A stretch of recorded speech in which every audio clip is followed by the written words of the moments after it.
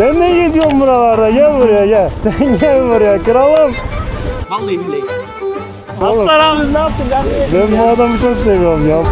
Kralım şu an kayıttayım. Paylaşacağım seni. Hiç kaçışın yok. Paylaş abi paylaş. Çekiyor mu bu? Çekiyor mu? Çekiyor abi. Nereden geliyorsun? Nereye gidiyorsun? Abi arabaya geldi. Oğlum bu ne lan böyle? Kanka hayırdır? Uyuma kalk işine Vay vay.